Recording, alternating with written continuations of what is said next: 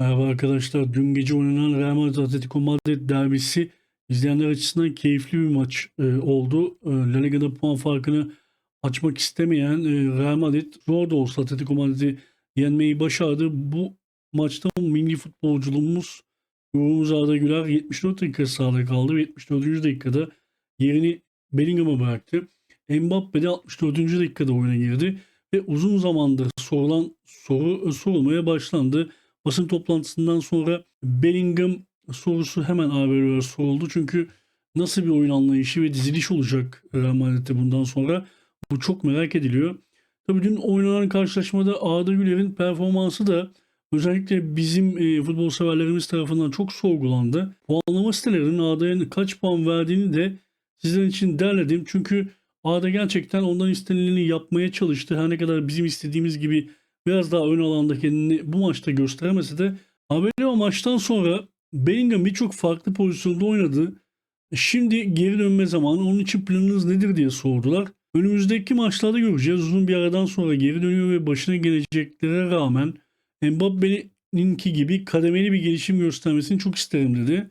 Ona yerini bulmam, etrafını iyi anlaştığı oyuncularla çevrelemem gerekecek. Bellingham'ın sorunu birçok şeyde çok iyi olması dedi. Birçok şeyde bu kadar iyi olduğunuzda seçim yapmak zorundasınız diyor Arbeloa. Yani çarşı pazarın bundan sonra yine karışacağını düşünüyoruz ama Arbeloa bakalım Bellingham ve Mbappe nerede yer bulacak? Nasıl bir oyun dizilimine devam edecek? Çünkü daha önce Bellingham sakatlanmadan önce 4-3 sisteminde oynuyordu. Bellingham sakatlandıktan sonra 4-4-2'ye geçti ve bu maçlarda bu dizilimden taviz vermedi Arbeloa ama şimdi Mbappe ve Bellingham'ın geri dönüşünden sonra nasıl bir oyun şekli izleyeceğiz? Milli aradan sonra bunu görmüş olacağız dostlar. Burada Arda Güler mi, Pitaç mı dışarıda kalacak sorusu İspanya'da çok fazla soruluyor. Ama ben Bellingham'ın da bu dizilimin dışarısında kalabileceğini düşünüyorum. Çünkü Real Madrid Bellingham ve Mbappe olmadan çok daha iyi performans sergilediğini artık herkes görmüş oldu. Marka Arda ile ilgili çok önemli tespitlerde bulundu. Topu hızlı bir şekilde hareket ettirmek için iyi işbirliği yapıyorlar dedi.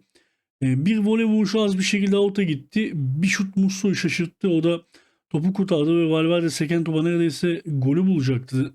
İkinci yarı Atletico'nun düşük blokta oynadığı bir ortamda pas dağıtımında her zaman görünür olmak için çok iyi konumlandı diye yazdı.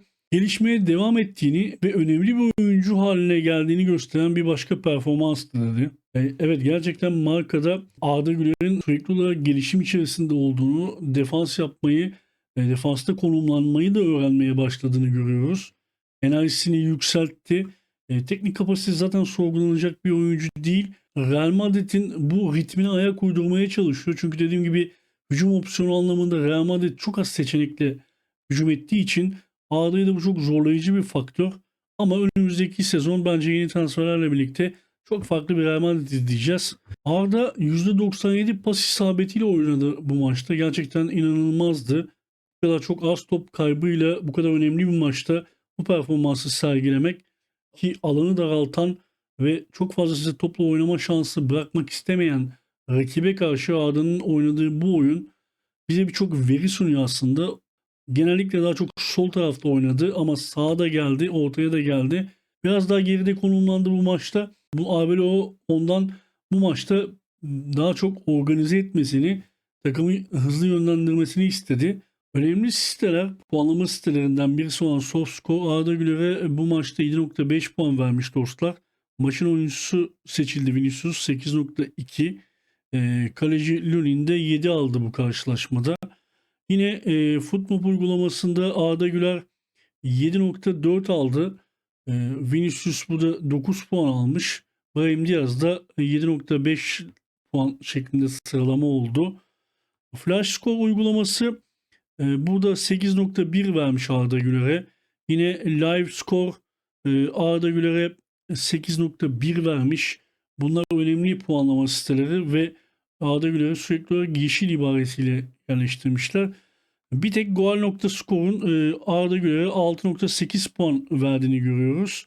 Ama burada ortalamanın da düştüğünü söylememiz lazım. Çünkü Brahim 7.1, Valverde 7.1, Vinicius'un da 8.7 aldığını görüyoruz. Tabii ki gönlümüz Arda Güler'in çok daha iyi maçlar çıkarması, çok daha ön plana çıkması ama oynadığı konum ona verilen görev ve Real Madrid'in oyun sistemi, bundan hep bahsediyoruz zaten. Ki her maç kendi ritmi içerisinde farklı bir takım noktalarda seyrediyor. Dolayısıyla bu oyundan Arda Güler'in de etkilenmemesi mümkün değil. Ama dediğim gibi genel itibariyle Arda Güler 7 ve üzeri puan almış. Bunu çok net bir şekilde görebiliyoruz. Diğer sitelere de baktığınızda yine 7.1, 7.3 yapılan puanlamalar genelde bu şekilde. Şimdi milli araya giriyoruz ve inşallah Romanya maçı ile birlikte Arda Güler hem milli takımımıza çok büyük katkı sağlar ve Dünya Kupası'nda bir an önce olmak en büyük hedefimiz tabii ki milli takım olarak. Bakalım Romanya engelini ve sonrasında Slovakya Kosova galibiyle olan maç sonucunda bu engelleri aşıp hak ettiğimiz Dünya Kupası'na bu kadromuzla gidememiz durumunda gerçekten çok büyük bir hayal kırıklığı olur. Ben gideceğimizi düşünüyorum. İnşallah Montella da bu şekilde bir taktik anlayışla ve dizilişle rakiplerimizi iyi incelemiştir. Umuyorum bu elemelerden rahat bir şekilde sıyrılıp Amerika'ya gideriz dostlar. Görüşmek üzere.